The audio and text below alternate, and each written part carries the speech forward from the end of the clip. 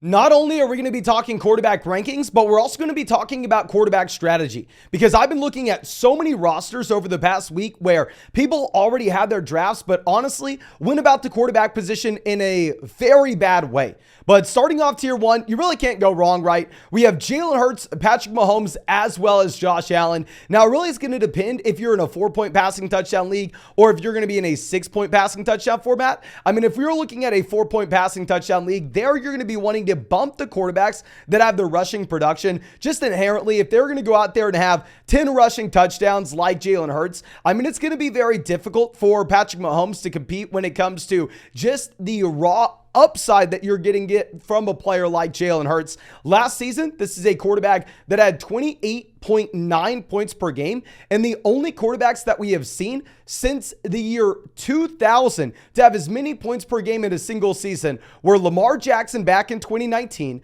Peyton Manning in 2013, Aaron Rodgers in 2011, and Patrick Mahomes in 2018. It's a beautiful situation for Jalen Hurts. If you go over and look at what you have for Jalen Hurts and his overall season-long underdog pick'em for 2023, they have him at 9.5 rushing touchdowns and 725.5 rushing yards. That's why we're going to go Hurts at 1 in a 4-point passing touchdown format. But if you're in a 6-point passing touchdown format, you will go ahead and take Patrick Mahomes. I mean, Mahomes is at 36.5 passing touchdowns with his underdog pick'em compared to Jalen Hurts only at 22.5 passing touchdowns. So it really does depend on that format that you're playing in. But I mean, looking at Josh Allen, Allen's going to have both the passing volume as well as the overall rushing upside as well. With Josh Allen, he's had 3 straight seasons of a top 3 quarterback finish from a points per game perspective. So it's really hard to go with a wrong pick here, at least with the very top tier. And honestly, I'm going to try to target one of these guys in every single draft that I have at the end of round 2 or any time in round 3.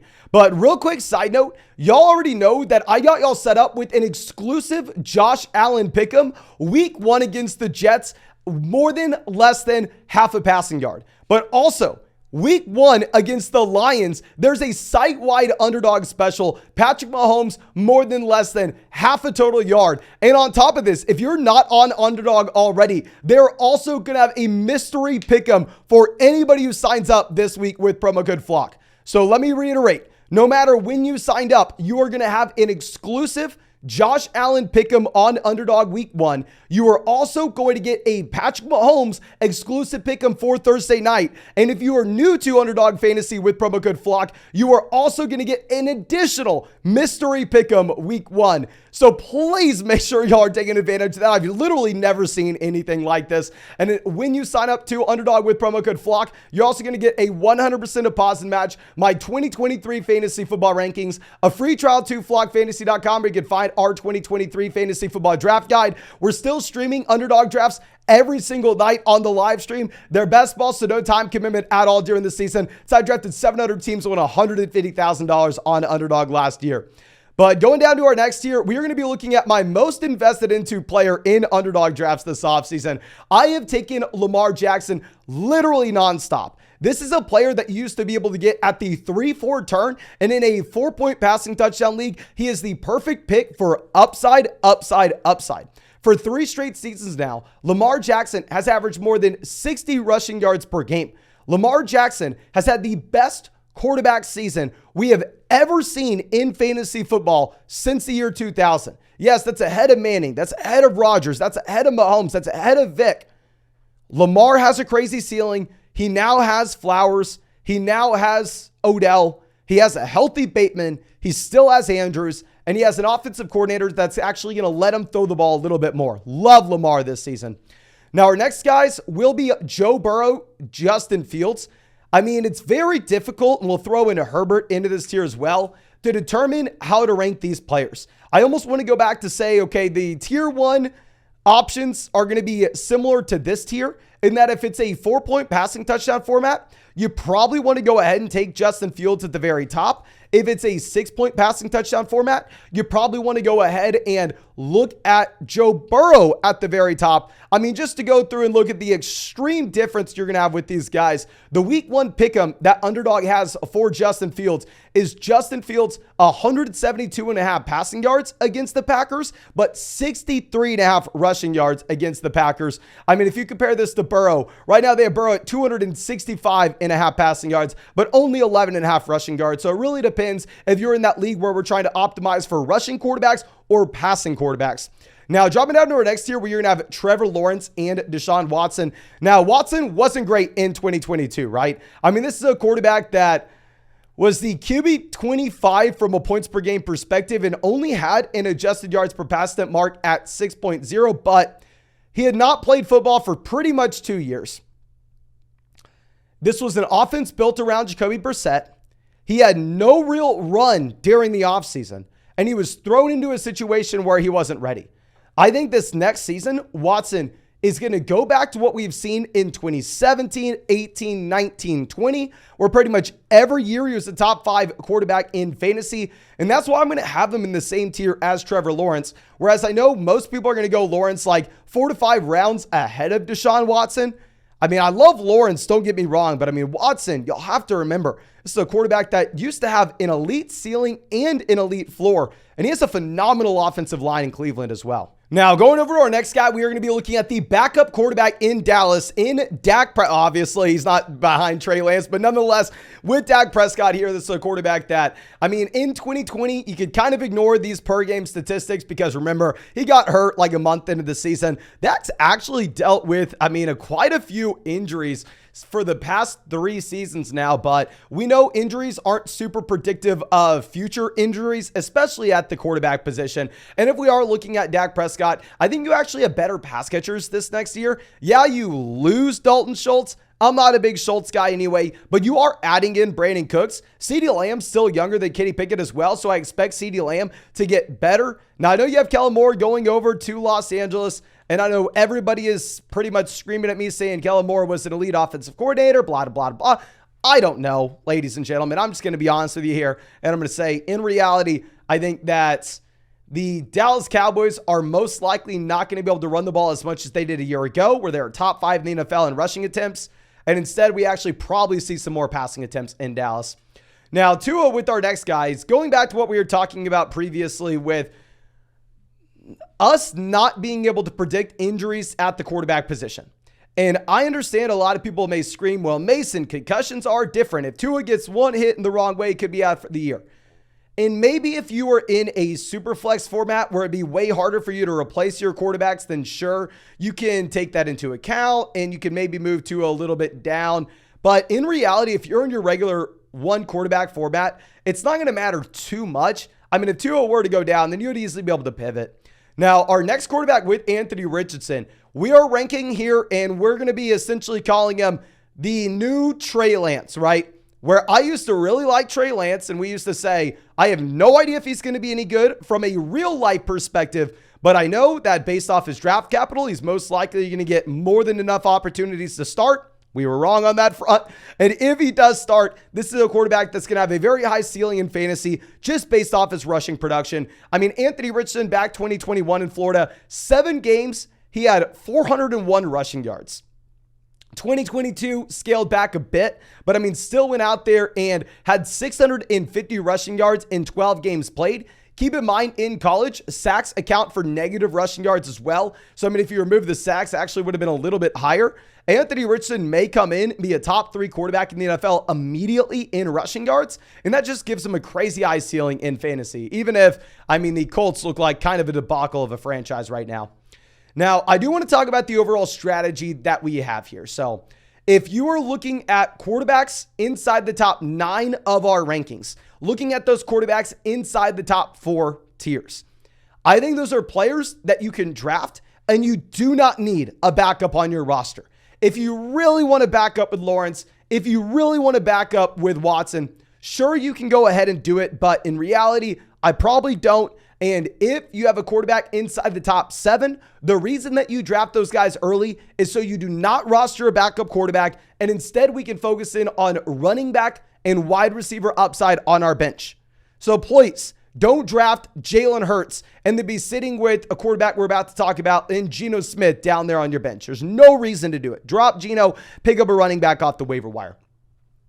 The tier that we just talked about, 10 through 12, is about the range where I'm going to be fine with you going through and rostering a backup, especially if you draft Anthony Richardson, because with Richardson, I really do like the end of season upside. But to be fair, I'm not going to want to start him in fantasy until we actually see this offense and make sure it's not a complete debacle. So if you draft your quarterback after the first 10, you can roster a backup. If you are with the first 7, I honestly don't want one. And in the first 2 tiers, you can't have one. But now going down a little bit, there's still great quarterback values here. And this is why a lot of people are super excited to have these guys on their roster.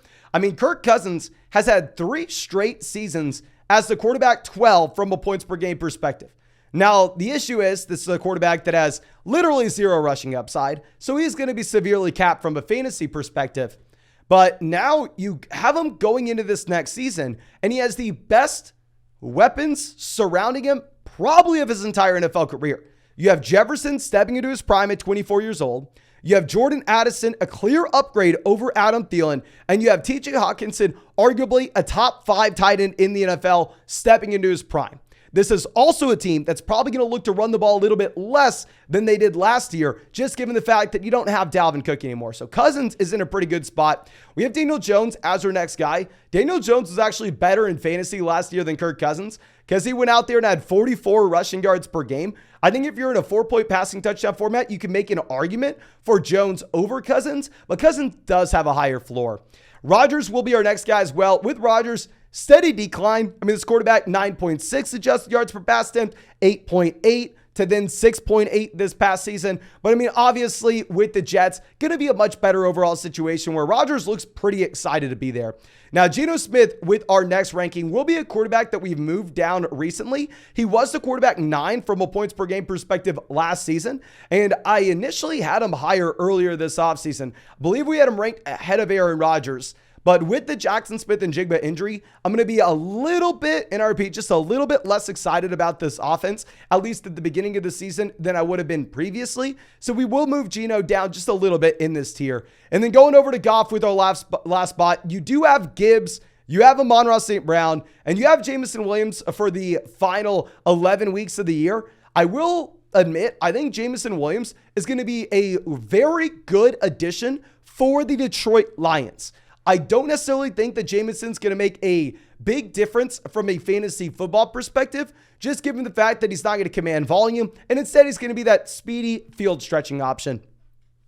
Now, a big time riser that we've had in these rankings is actually Kenny Pickett. Kenny Pickett had a great training camp. Kenny Pickett looked great in the preseason as well. And I'm going to be honest with you, I was pretty much off drafting Trevor Lawrence last year. Clearly, Lawrence ended up being one of the best values at the quarterback position, but we looked at the historical data and we said, okay, with how bad Trevor Lawrence was as a rookie, I'm off Lawrence, I'm off Zach Wilson, I'm off these quarterbacks going into year 2.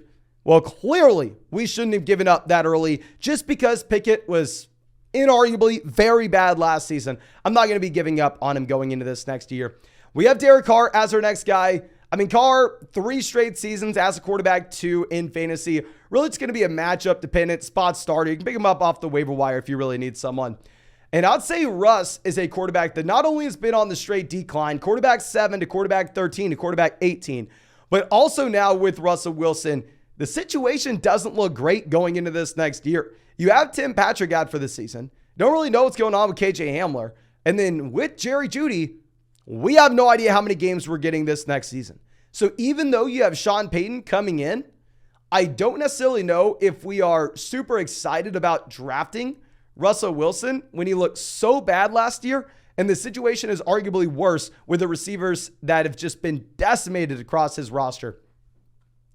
Now, Jordan Love is our next guy. And with Love, I have no idea if he's going to be any good. I'm really hoping that he is good because I have drafted a lot of Christian Watson and I really want to believe in Christian Watson this next season.